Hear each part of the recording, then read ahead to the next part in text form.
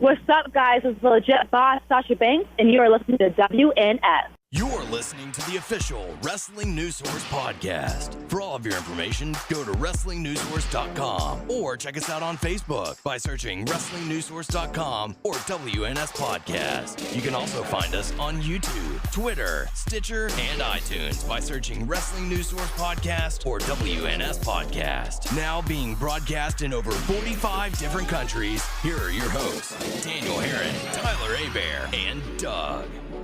That's right. What's up, everyone? I am Daniel Herron. I'm Tyler Abear. I'm Doug. And we welcome you to episode 335 of the official podcast for WrestlingNewsSource.com. For all of your information, go to WrestlingNewsSource.com. Check us out on Facebook, WrestlingNewsSource.com.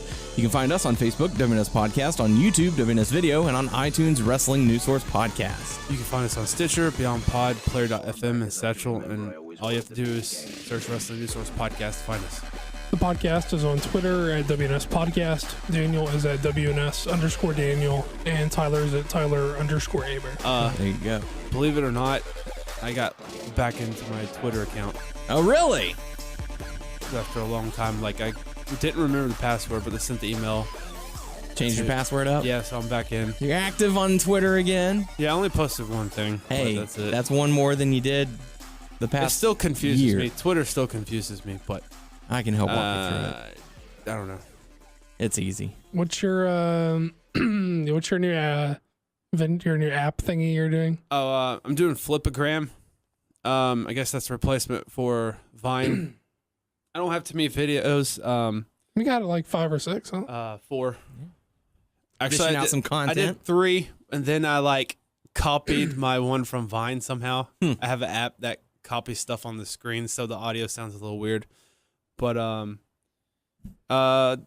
yeah, just search Tyler Abear. I did all that stuff at work.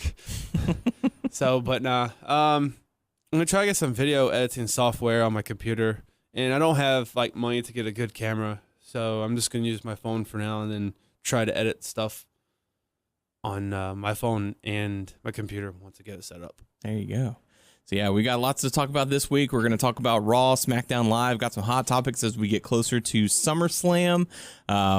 We do want to address all the feedback that we got over the week. I didn't type it all out just because there was a lot. And I know just me personally, I want to say thank you to everyone who did chime in. While I might not read all of the feedback that we got, it was much appreciated. You mean read on the air? Yes, read on here. Yes, we did read all the comments and the messages and everything like that. So we certainly do appreciate everyone who took time to address the show, address the topic that we discussed last week.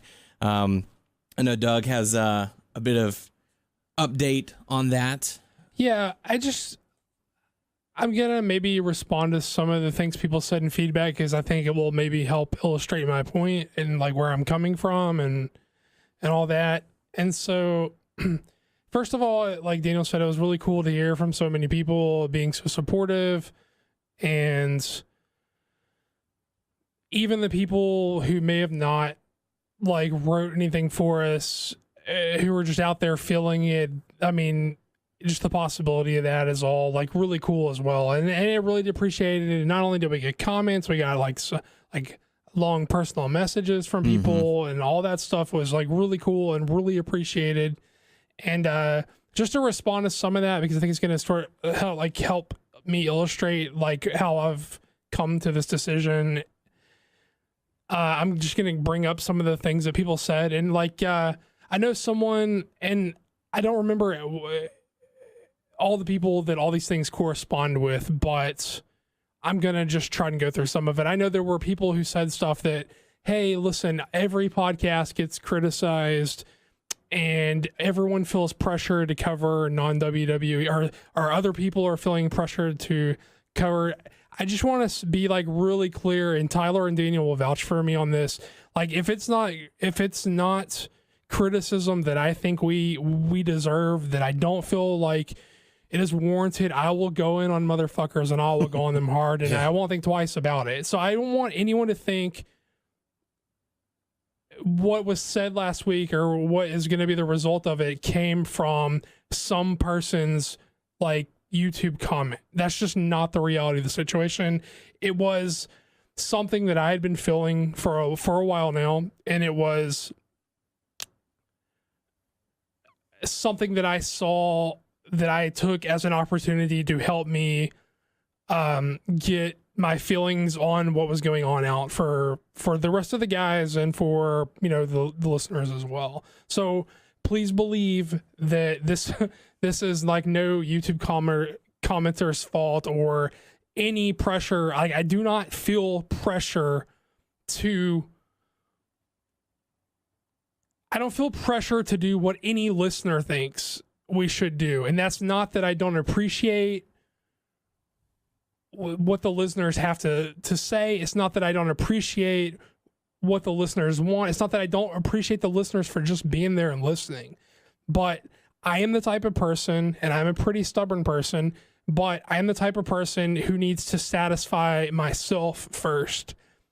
And I don't want to sound like really pretentious, like I think I'm some fucking artist or something, because the reality of what the situation is, what we do ain't even close to art. But what I'm saying is, like, I'm not like a slave to like the audience. Like, so no, whenever I made a push to cover different things, to mix it up, that's because that's what I was wanting. Not because I thought that's what other people wanted, or not because of comments that we got. That's something I desire to do, and something that is my ideal for what the show should be. And so nothing that happened is any commenter or listener's fault. It's all like how I feel and what I think the show should be like. I heard people say, like, I heard some people say, well, I know that the WWE is popular and they're the biggest thing in the wrestling industry. And if you want people to listen to your show, if you want to have a large body of listeners, you've got to cover the WWE. I do not care how many people listen to this show. I'm not saying that I don't appreciate listeners. It's not that I don't want listeners. It's not that I don't want to reach as large of an audience as possible. I do, but I want the listeners that fit right for like what I want to do. I'm not there just to have people listen to me so I can say some people listen to me. So I'm not trying to build, like, my idea was never to build like a large audience. I know some people said that, like, how can your show be good if the podcast, how can the podcast be good if WWE sucks so bad? And I get that. But like where I'm coming from is I'm not responsible for how good Raw is. I'm responsible for how good this show is. You know what I mean? Like, my name's not on Raw, and I'm just the type of motherfucker who, if I'm going to put my name on something, I want it to be good, or at least my best effort, or at least like working to being as good as we can. And I just don't feel like that's where we're at right now. And it's not like a burnout thing. It's just like we've just reached an area where what we want for the show is different things, and what our ideals and what we want to do and what we want to accomplish and the way we want to proceed are different. And I'm just going to be stepping away. This is going to be my last show. I'm a lot bummed out about it. It's going to be a big void in my life. I just don't know what else to do. I just feel like it's the best way to like proceed, and because of just like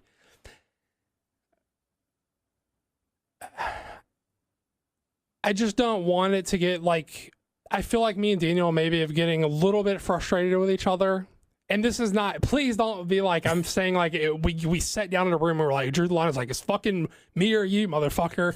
I just think that like where we were at last week, we're like so diametrically opposed to what we wanted. And it's just like, it would just be better for us to just be like, not ever like get frustrated with each other and just be friends and just hang out. And like, we want different things for the show. So maybe it's hard for us to collaborate right now. And that's just is what it is. And it's not like I don't want anyone to think this is some like messy band breakup where we put indefinite hiatus on our Facebook page or fucking whatever. It's just like, I'm stepping away. Like, these two dudes are still my boys. There's still love here. We're still going to hang out. We've just reached the point where we can't collaborate because we want different things for the show. And that's all it is. It is what it is. It's all it is. We've already talked about this. This isn't a surprise to them. We talked about it before we ever jumped on the air. Mm-hmm. And that's just where we're at. I'm going to be stepping away. This is going to be my last show. So I love wrestling. I love podcasting as a medium. I love these two dudes, and I love all the listeners who have given us the time of day for God knows how long now, 6, 7 years, whatever it's been. Long and time. It's been really cool, and I super appreciate that anybody ever listened to what we had to say, that people hung around for a while. I know there are people that aren't even here anymore, and they don't even know that I'm fucking saying this, but I appreciate those people too. And it's all good, it's all love, and the show's gonna keep being awesome for you guys, and it is what it is. That's it, I guess. I don't know what else to say. Well, I know that there is absolutely no way anyone could ever attempt to replace a Doug. You came in, your actual first appearance, I went back and looked, and your very first appearance was episode 14. Yeah. It was our Larry Sweeney tribute episode. Then you came in as a guest host, episode 27, and by episode 30, we made you, we wanted you on as full time, and you've been with us ever since. And it's gonna be rough not having you here, because I know that sometimes we get negative feedback, and you're the first line of defense for us. You'll go and say, "Hey, motherfucker, you know what? Fuck you." When it's not deserved. Come on now. Y'all know. Deserved or not, you're the one. You're our retaliation, and you see the wrestling world in a way that I had never seen before. You were more educated in the wrestling world than I ever thought I could be.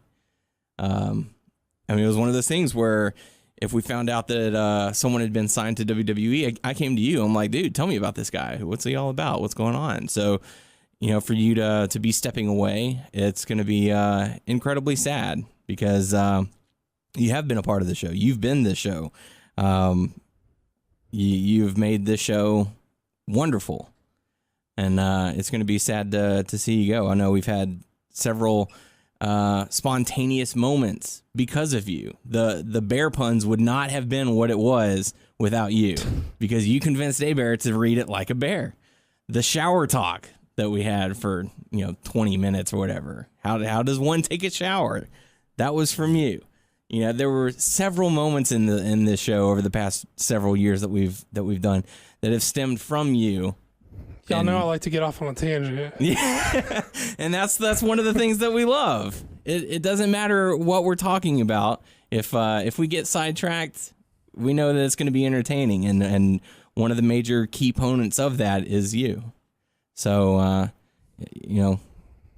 we both love you, and you are going to be heavily missed on this show.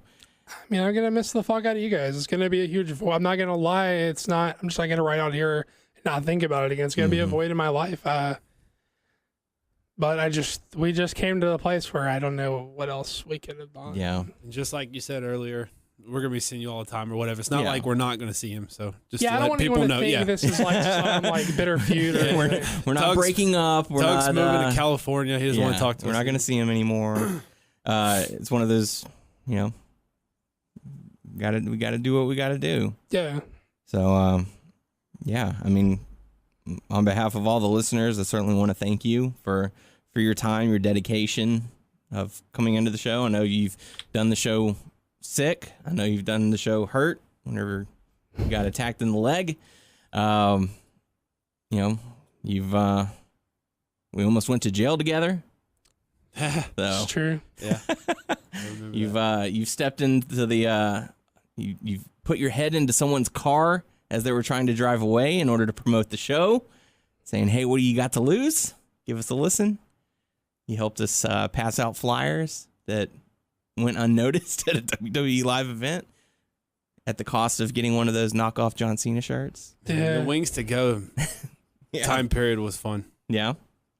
So, yeah, there's so many memories from the past few years that cannot be replaced.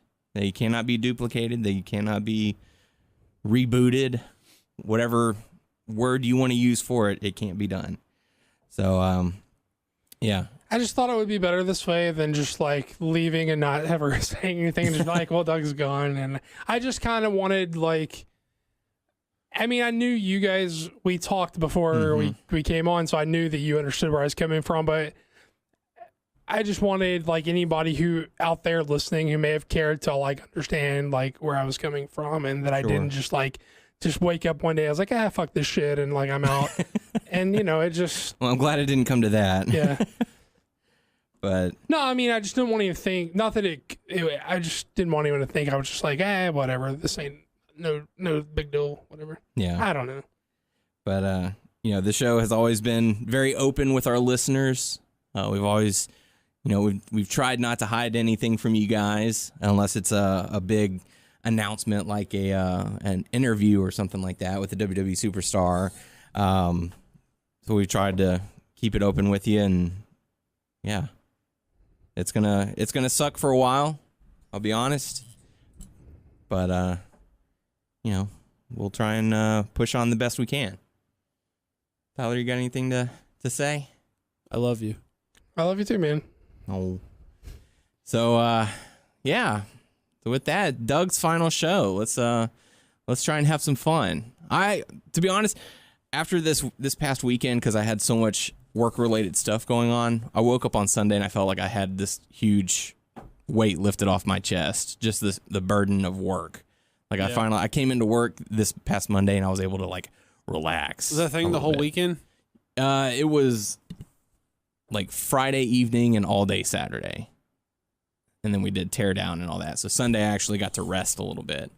I got to watch Rick and Morty and Game of Thrones and all that good stuff. But yeah, let's talk about Raw. They kicked things off with Miz TV calling out Jason Jordan. Kurt Angle comes out and says, "No, I got someone even better than Jason Jordan, because Jordan's got a match later on."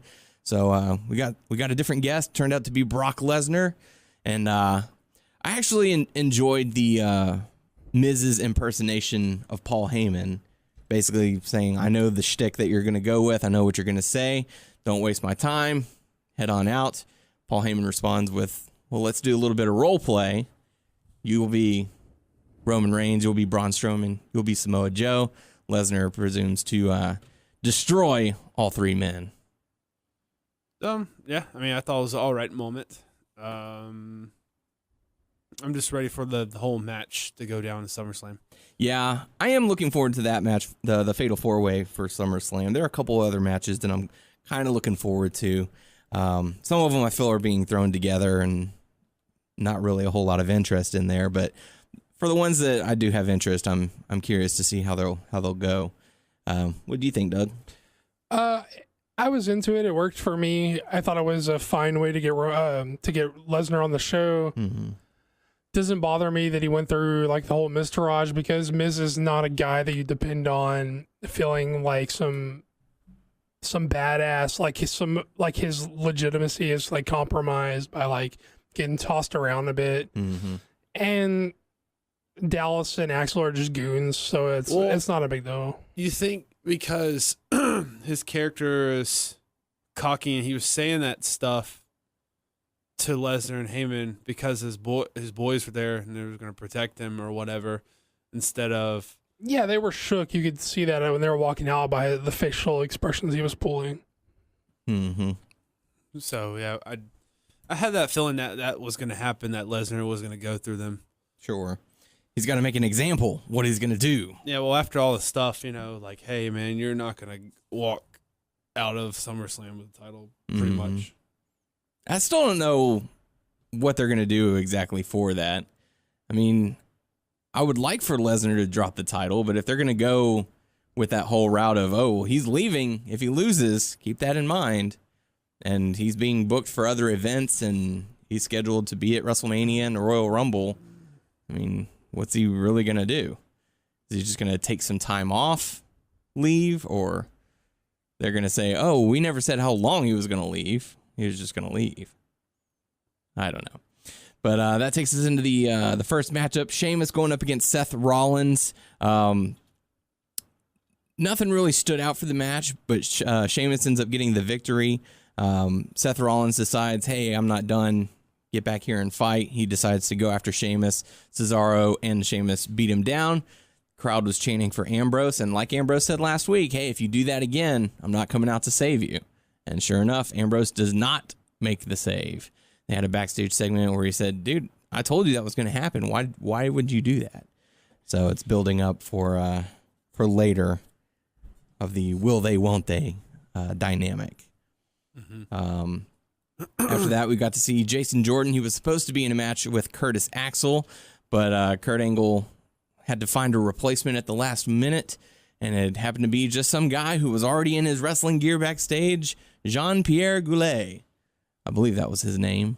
Yeah. And crowd was pretty behind him. They're building up to, like what I said a few weeks ago with Jordan's going to go against The Miz.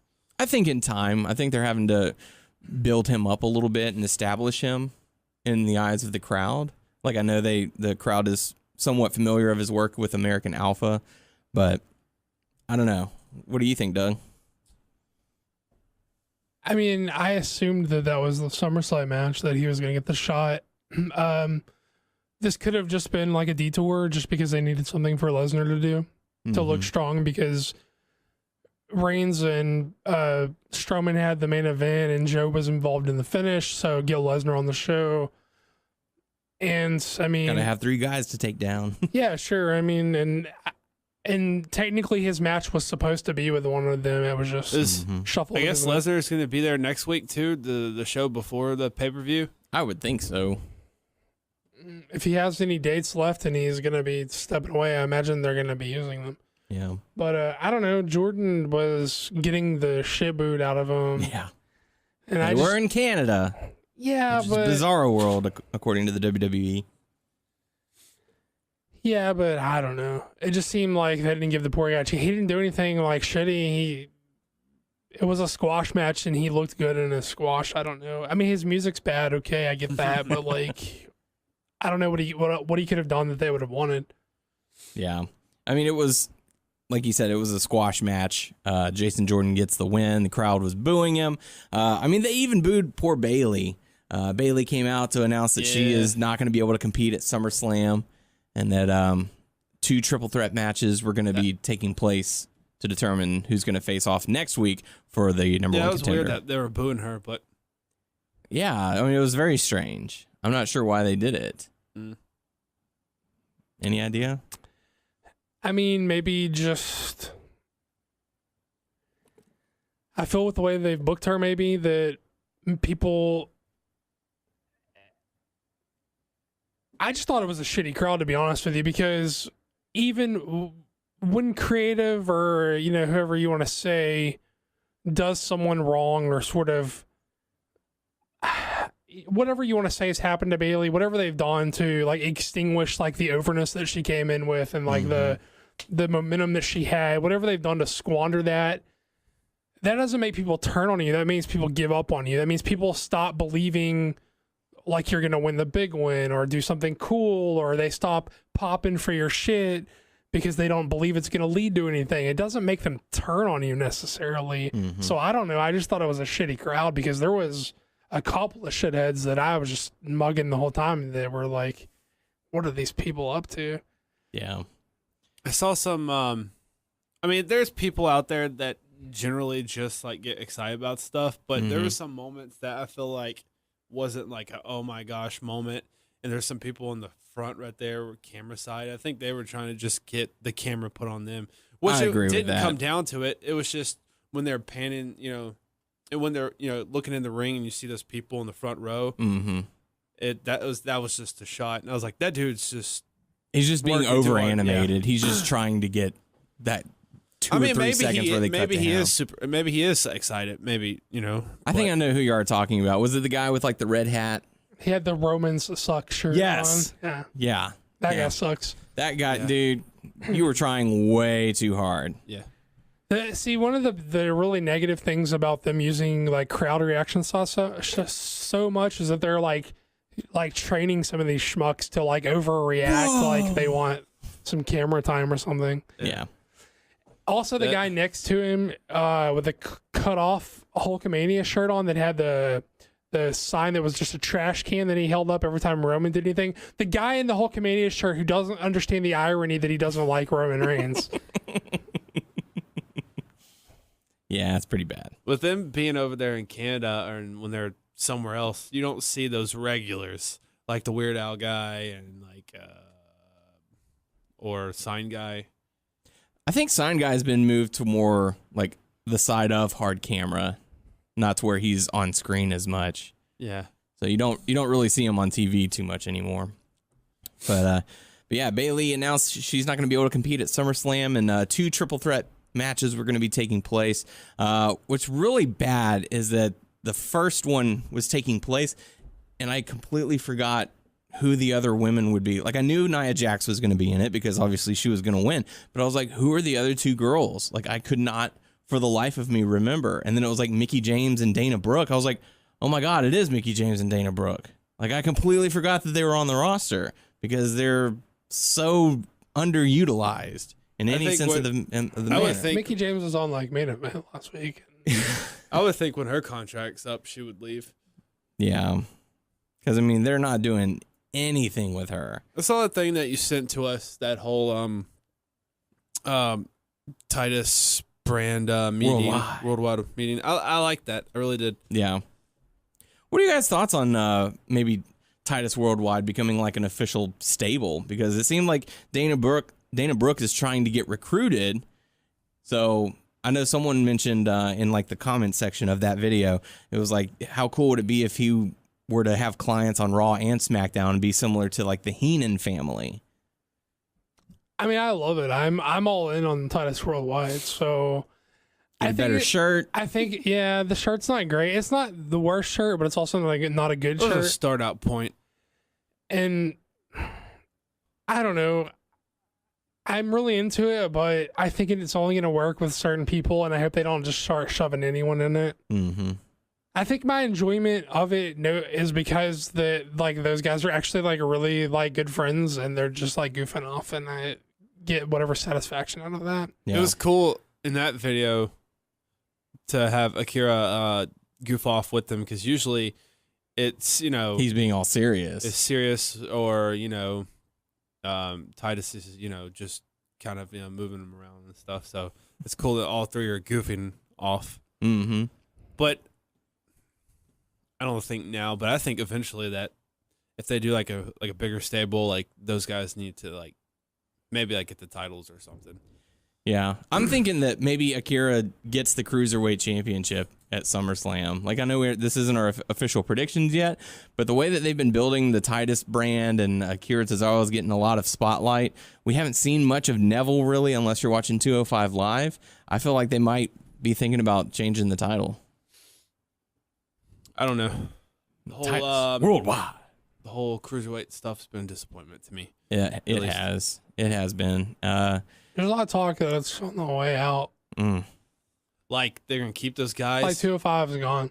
205? Supposedly 205 might be leaving. Yeah, then what would they do with those guys? Keep some and release some? Probably. That's probably what they would do. I still think bump them down with NXT. Have them shoot with them. You got your crowd built in right there. They'll establish themselves there. But who knows? So yeah, the first triple threat match saw Emma, Alicia Fox, and Sasha Banks. This was a fairly quick matchup. Sasha Banks ends up getting the victory after making, I believe, Emma tap out. After that, we got to see Gallows and Anderson going up against Enzo and the Big Show. And I have no interest in this whole Enzo and Big Show dynamic and the big cast thing that's refusing to die. I feel like I'm over it, but I mean, I'll watch it. Yeah. Big Cass came out, attacked the Big Show. Gallows and Anderson ended up getting the victory. Big Show retaliated on Big Cass, and that's going to set up for their match, Big Show versus Big Cass at SummerSlam. Enzo in a shark cage. Enzo in a shark cage. They could have just locked him up on the stage, but they're like, no, let's have him in the air. That'll work. I guess to go with the Mattel shark cage that they introduced for the Royal Rumble when Jericho was locked in it. That's probably what they'll end up doing. Let's see. Finn Balor, he cut a promo on Bray Wyatt. Lights go out. Bray Wyatt's in the ring. Finn Balor is up on the corner. They have a little scuffle. What's going to happen most likely at SummerSlam is Bray Wyatt versus the Demon. Yes. Yeah, and I noticed last week whenever Bray Wyatt cut his promo, they did the heartbeat lights or the heartbeat sound effect with the red lights. And whenever he comes out and does his normal entrance, they do white lights. So they are teasing the Demon entrance. So that'll probably be the coolest part of their match. I'm hoping they'll have a decent match, but I don't know. What do you guys think? I'm sort of over the entrance too, so I don't know that that's going to save anything. I don't know. I hope they could, but I do not know. I'm always just annoyed with Bray. Yeah. After that, we got to see Dean Ambrose going up against Cesaro, and this match was actually pretty entertaining. I like the spot with Cesaro, not on the top turnbuckle, but on the, I don't even know what to call it, pillar next to the thing. Ring post? Yeah, the ring post. You mean the thing on the further out than the ring post? Well, it's whatever those big things you got are. the turnbuckles, and then I guess the ring post itself. Yeah, that has the giant tube or whatever around it. Pretty solid matchup. Ambrose ends up getting the victory. Sheamus got involved, and Rollins came out to make the save. And then at long last, Ambrose puts his hand out as to say, all right, man, let's do it. Crowd goes insane, chanting yes, yes, yes. But Rollins refuses. So I saw one comment that said, well, he could be just frustrated because Ambrose didn't come out and make the save earlier in that night. That's how I took it. Yeah. Is that how you took it, Doug? I did too. I took it as like, oh, now you want to fucking fist bump, asshole. All right. That's how I took it. Like, okay, well, now we're even. Everything's okay. So next week, maybe they solidify. And it worked really well for me. I mean, it's one of the high points of Raw for me, and I'm as someone who's been pretty sour on Ambrose and Rollins for a while now. Yeah. This is the most interesting they've been to me in months, and I think the storytelling is actually good. I don't know. The match was really good. Ambrose even dialed back. He showed restraint and only did the rebound lariat where it made sense, where he got kicked. I hate when he does it like 4 times in a match, and I was like, just save it, man. Whenever he first started doing it, I loved it. Now, like, I can't stand it. It's kind of like the Randy Orton DDT from the. No, I can stand that more now than the whole lariat thing, because I think I could be wrong. It looks different in my opinion now. I don't know how. Maybe he like changed it a little bit somehow. I don't know. Well, I just think he overuses it, and then he uses it in some spots that don't make sense. And he showed a lot of restraint in only using it in a spot where it made sense. And I was like, oh, wow, good on him for doing that. Yeah. The superplex spot was like excellently done. Like Cesaro made you feel like he was really going to fucking superplex him to the floor outside. Just by the way, he teased it, and I kept looking over like I'm about to drop this dude on the ground outside. Just to work it back into like a normal suplex the other way, like in the inside. I thought that was like masterfully done, and like just a like little attention to detail stuff, like where he had worked the gut a bunch, and Ambrose was selling the stomach and the sides, and he added those little like kicks like before like he teased the swing, just like little things, a bunch of little cool moments I thought that like elevated the match. So I don't know. Like you don't have to do something incredibly flashy. Sometimes the small details make the match a little bit better. Yeah, I thought the match was really good actually. But Ambrose, like I said, did end up getting the victory. After that, Akira Tozawa made short work of Arya Daivari. Man, that his finisher, it's just a drop pretty much. Senton off the top. It It's is a lot of height on it. Though. It is so sick to watch, but it's enjoyable. But Akira does end up getting the victory. The second women's triple threat match, Nia Jax, Mickie James, Dana Brooke. Nia Jax makes short work of both ladies. Definitely showed off her strength and got the victory. So she will be facing Sasha Banks next week to determine the number one contender. Like, I don't know. Part of me likes Nia. Part of me doesn't. Like, I know we're past, like, she's, like, kind of a monster, but she's not. Well, she isn't like most girls. Yeah. But I don't know, because I feel like, she's, like, a big, dominant woman. I feel like this is probably me, like, putting her in a category, but I feel like she should be like a monster. But they ruined that. So, because, how she comes out, she smiles. It's not like, I'm going to kill you. It looks like she's laughing, like, I don't know. It's like she's trying to be a model, but also be presented as a monster. I guess that, I don't know if I'm saying that exactly, but yeah. Because it's like you're doing the runway while you're smiling, but then you get in the ring and I guess it's all business. Yeah, I mean, I think at this point in time, she's been on the main roster long enough that she should have, even if by accident, won the championship. So it's like, how much of a monster can you really be if you haven't won the championship? The same thing could be said for... she's going to eventually get it. Yeah, I mean, the same thing could be said for Braun Strowman, but they're doing much better work with Braun Strowman. Like, his reign will eventually come. Whereas Nia Jax, I don't know. She's just a powerhouse who can't get the job done every once in a while. I don't know. What do you think, Doug? They just didn't protect her well enough for it to mean what you would logically think she would mean, because to me it's not the model strut or like in the entrance that takes away from her feeling of dominance. It's that they beat her whenever they feel like they can beat her, and they've done it too many times now for it to feel like she's some like unstoppable person. Mm-hmm. She's been stopped a few times now. So yeah. And that takes us into the main event, Braun Strowman going up against Roman Reigns in a last man standing match. And this match was fun. Hard hitting, everything we've come to expect from Braun Strowman and Roman Reigns. I thought they did a solid enough job of putting on a show. The chair throw from Braun into Roman looked absolutely sick. The spear from Roman onto Braun as Roman was running down the ramp was absolutely sick. What was that move that Roman was trying to do and Braun picked him up? And when he picked him up in the air, he did the Superman punch to the face. What was that? I remember the punch, but I don't remember what he was trying to do. Yeah, I don't remember either. But the match concluded. Both men are exhausted. Roman Reigns had the upper hand. Samoa Joe puts him in the Coquita clutch and makes him go night-night as Braun Strowman gets the win. But what was your take on the matches or on the match with it?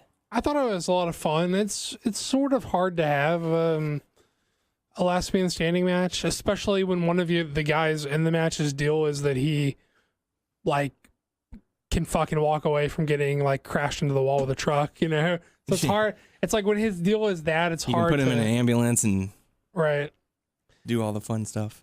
So it's sort of hard to. His whole thing is that he doesn't have to sell a lot anyway. So it's when the match is built around him not being able to get to his feet, it's like hard to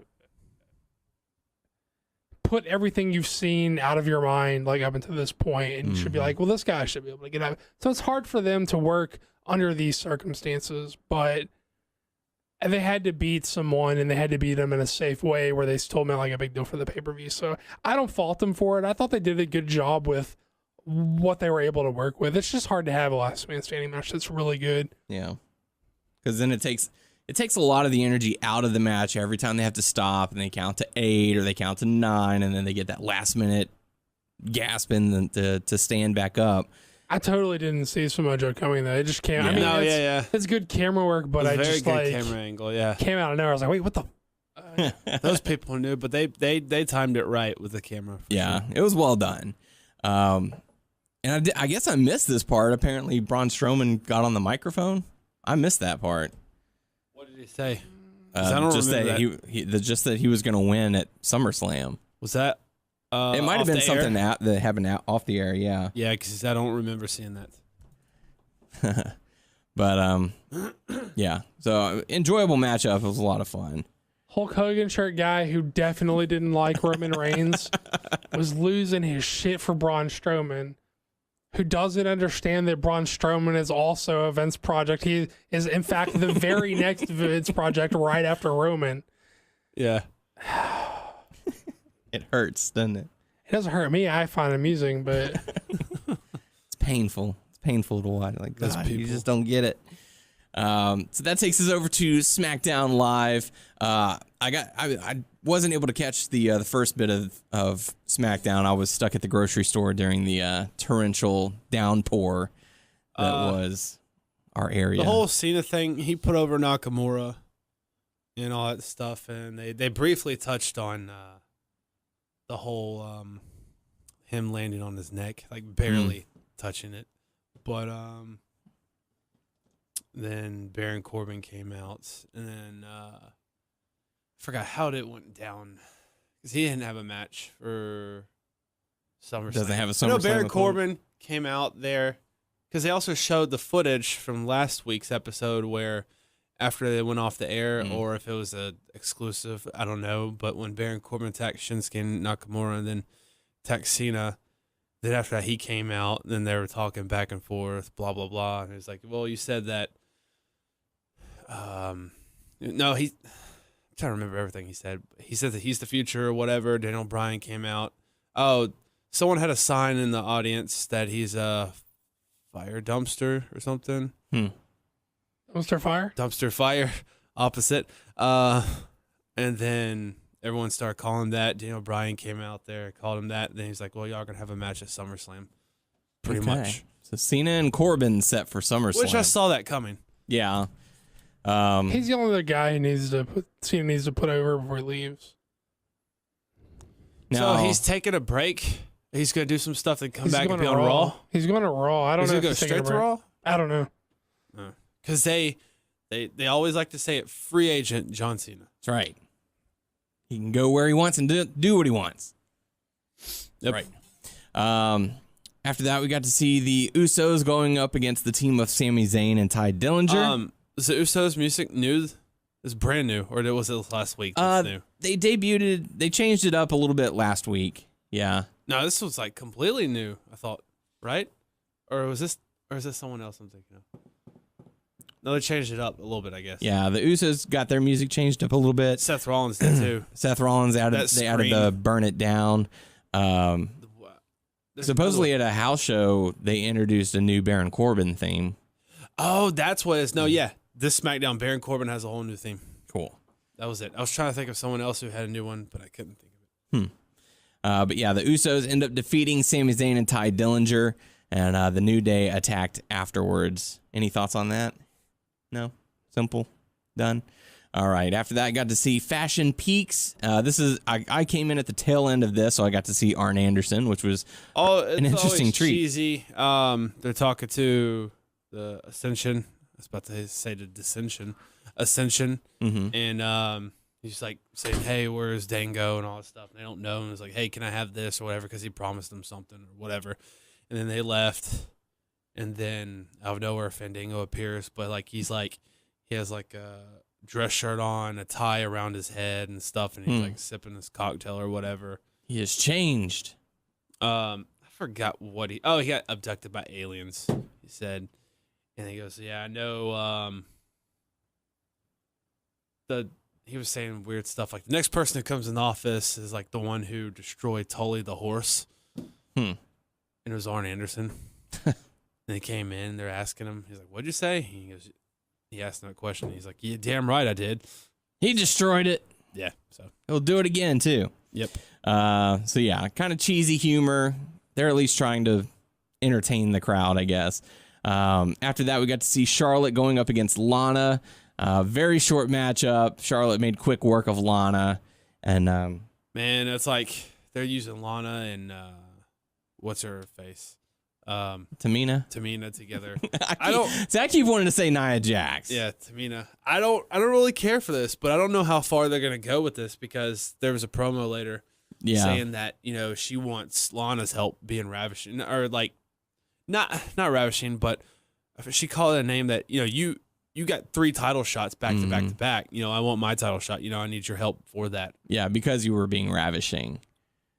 There was another word that she said or something. I don't remember. I don't know. I don't remember what it was, but yeah. So it looks like Lana and Tamina are gonna try and work together. I don't know what their plans are for these two, but it's gonna be weird. Any thoughts on Tamina and Lana? Not really. No. Yeah. After that, we got to see Kevin Owens, AJ Styles, and Shane McMahon. They had a talking segment getting ready for the SummerSlam match, and Shane McMahon ended up getting kicked in the head. This is another match I'm looking forward to. Not as much as like for SummerSlam, the Raw, the Fatal 4-Way thing. But I like the Kevin Owens and AJ with Shane as a ref. Yeah. You think he'll be impartial? Think he'll call it down the middle? They're teasing that, huh? I think he'll try to be, but something will happen that'll piss Owens off, and that's how they'll push off into Shane versus Kevin. Or at least further. It may not happen right. I was like, it was weird just to see. I mean, it was a good match, but AJ and Shane, then I was like, I'm not for sure about that match that happened. It was good. And then if they're teasing this, I'm still not going to be for sure of it. Yeah. I did like one little thing about this segment. It was the fact that Kevin Owens brought video footage and was like, Shane, I don't know if you're going to be calling it down the middle after what AJ did to you earlier this year. And it showed whenever AJ threw Shane's head through the limo windshield or side window. And then he turned to AJ and said, I don't know if you should be trusting him after what he's done as special guest referee. And it cuts older videos of him flipping off Stone Cold Steve Austin in a referee shirt and doing all that. And I chuckled at the bit where he said, you can find just about anything on the WWE network these days. So it was a subtle plug for the network and also, good storytelling in the fact that, hey, I don't know if you two can trust one another. So I at least enjoyed that. After that, we got to see Naomi going up against Carmella, and this match ends with some help from the returning James Ellsworth. His suspension is over, and he pushed Naomi. Did they say why? I mean, was he doing something else? It's wellness, wasn't it? Was it wellness? Really? Was it? He had like a 30-day suspension. Oh, wow. They storyline wrote him out, but I'm pretty sure I could be wrong in misremembering this, but I think he might have had like a wellness strike or something. Wow. I might be wrong. I mean, I may be misremembering, but I thought there was something like really to it. Huh. I'll have to do a little research on that. I may be pulling that out of my ass. Let's see. I don't know. I'll look around and see what I can find. But that took us into the main event, Randy Orton versus Jinder Mahal, the grudge match. I didn't really focus too much on this matchup just because their previous matches didn't really hold much interest in me. But was there anything to take away from the match? Not really. Just a standard one-on-one. Yeah. Randy Orton. Shinsuke watched from the back. Yeah. Randy Orton ends up getting the victory. And then after the match, Rusev came out and attacked Randy Orton. I'm interested to see what happens to SummerSlam just because I feel like it could go either way. I feel like Jinder could retain, and I think Nakamura could win it. Man, I'm so iffy on this situation just because it's like, okay, I want Shinsuke to win, but Baron's lurking with that. I don't want, to be honest with you, I do not want Baron to cash in on Shinsuke. You know what I mean? Mostly because their little mini feud sucked. Yeah. And I feel like that's what they're going to try and ride on. Like, I don't want to see it. I would much rather, and I don't know why, but in my head, I'm seeing Well, he can have the briefcase up to a year. Yeah. So let Shinsuke have the belt for a while, and maybe he drop it to someone else, and then later on, Bear can cash in. Maybe. But part of me thinks that for whatever reason, Corbin's going to try and cash in on the Universal Championship. Because I don't know if that's allowed or not, or if the briefcase is specifically for the WWE Championship. Because to my understanding is you can cash in for any championship at any time. So like even if he wanted the United States Championship, he could cash in on that. But people go for the big one. You think he's going to cash in on Roman? I wouldn't necessarily say Roman, but I would think maybe like they with their choice of wording as far as the matchup goes for the Fatal 4-Way, Brock Lesnar wins, everyone gangs up, walks out, Corbin comes out and cashes in on him. I don't know. Because they said if Lesnar loses the match, he's leaving. So that would be a way to keep him there. And he just kind of goes off. Because I imagine Roman's going to win the belt and then Cena beats Roman at Mania to get his like record title win or whatever. I think they're pushing towards the Cena Roman thing at Mania. Yeah. And it doesn't necessarily need the belt, so he could drop it before then. But yeah, it might be kind of cool to have that big moment. Well, I just think it'd be cool to be like have like a play chicken with the fans and be like, all right, motherfuckers, who are you gonna side with? Yeah. Heck, you don't even have to have the title involved on that one. You don't, but it'd be cool if it was. Yeah.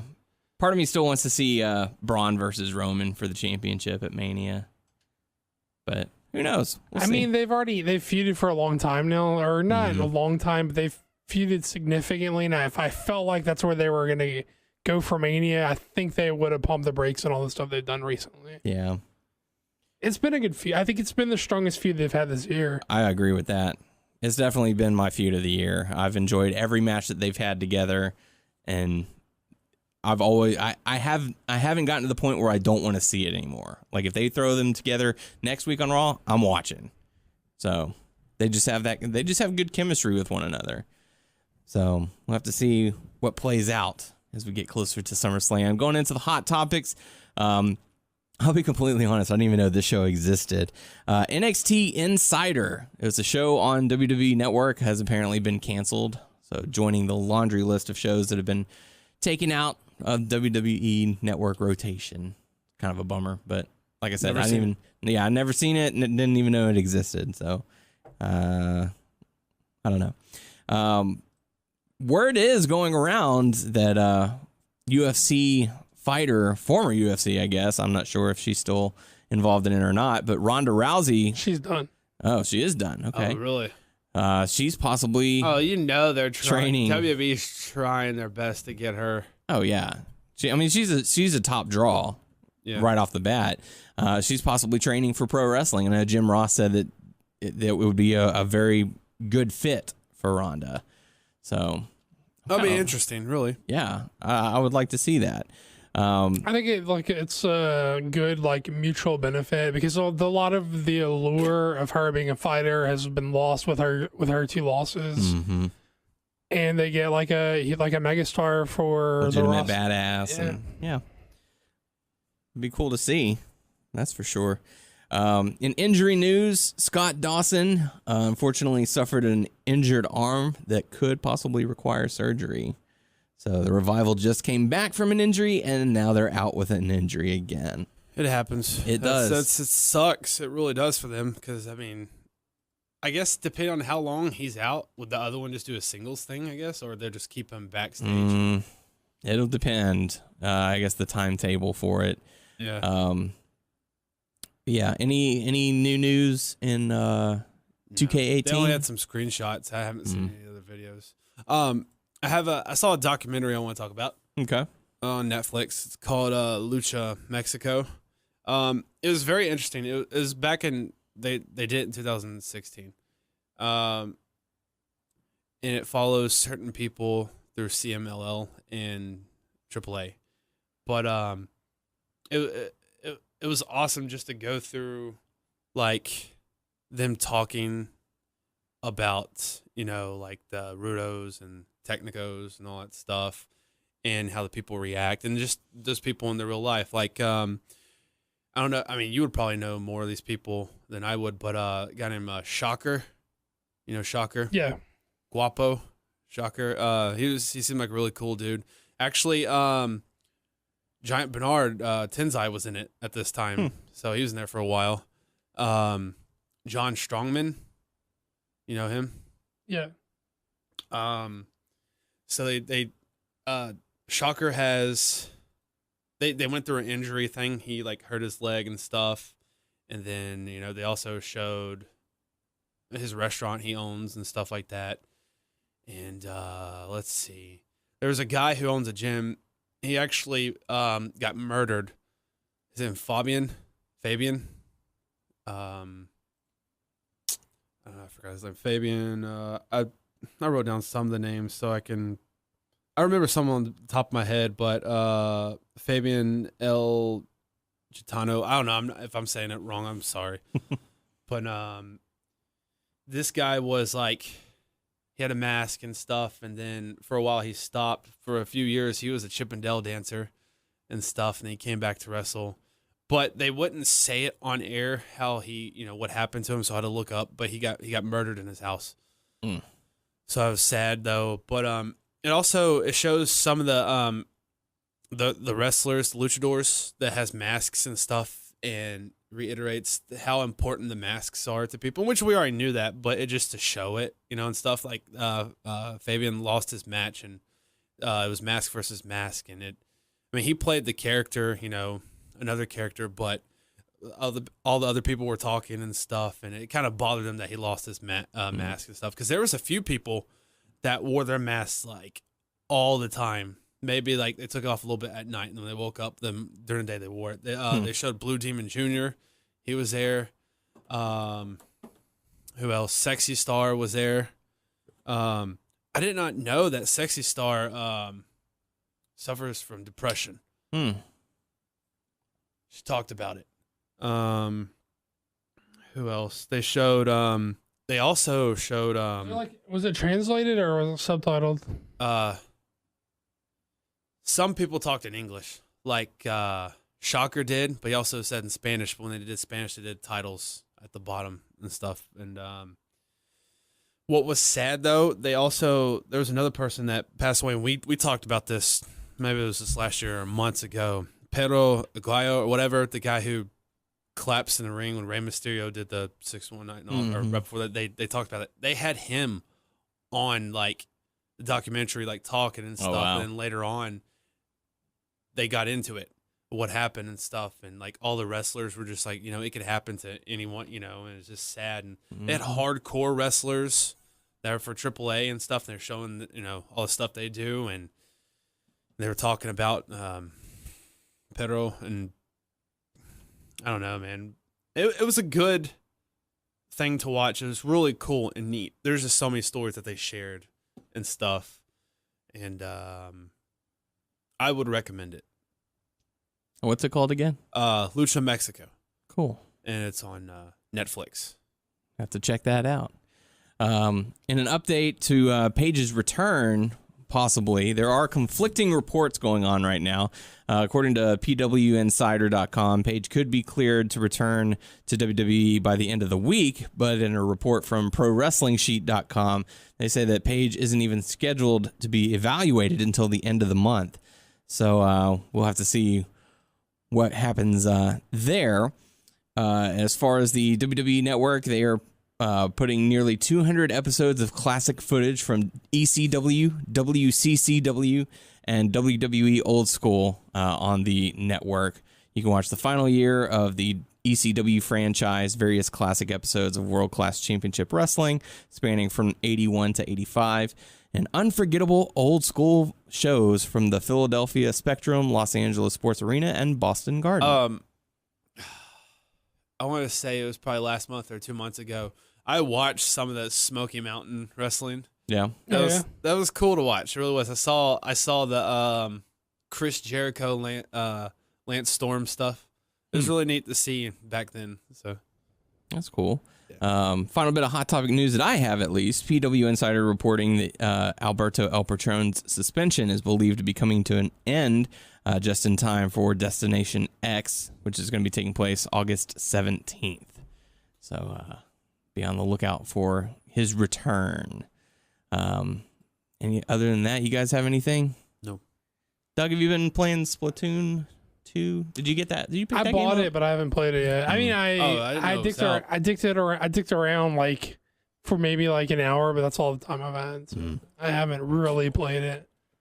Curious as to how it is. I mean, you've talked very highly about the first one, so from what I can tell, it's just more Splatoon, and I really like Splatoon. I just haven't had the time to get into the it. DLC for Zelda? I bought it, but I haven't even like played it. I did. I bought it when I bought the game. They're like, "You want the DLC?" I was like, "Yeah, I want that fucking DLC." Yeah, I want it. I'm in the process of trying to get some of the new gear, and I tried to do the trials, and I ended up failing on like the 8th one. So a lot of the gear is a lot of the shit that was in the amiibos. No, like the new costumes. Yeah, there's new costumes. There's like Tinkle. There's one of the knights from the Wind Waker. There are a few others that you can get, but to be honest, I haven't had much time to even play. And whenever I do play, I'm usually playing Mario Kart. So, yeah. Anyways, that's gonna do it for us this week. Like we started on the low note, we're gonna end it on the low note as well, I guess. Doug, like I said, there is no replacing you. You will be sorely missed, and any time that you want to come on the show, just punch me up. Let Tyler know. Punch you up. Don't he's gonna come to you. And please don't punch me. But you will always have a space here on the podcast. Yeah, thanks guys. That means a lot, and it's been a lot of fun, and it's been something that I'm gonna miss. And to all the listeners out there, thanks for tuning in while I've been around, and I don't know, thanks for doing the show, letting me do the show. Yeah, it's just been fun. I'm gonna miss it for sure, and I don't know what else to say. Not saying goodbye, we're just saying see you later. We'll see what happens. All right. We'll see what the future holds for Doug. So for the podcast crew, I am Dane O'Haron. I'm Tyler Abear. I have been Doug, and I won't see you all next week, but I'm not gonna see y'all at all. What am I talking about? We'll see you at SummerSlam. Yeah. And the you guys. Them. I was gonna do the haha. I'm gonna steal the last line, but I was like, oh well, I'm not gonna see y'all next week. Well, Tyler and I will see you all next week.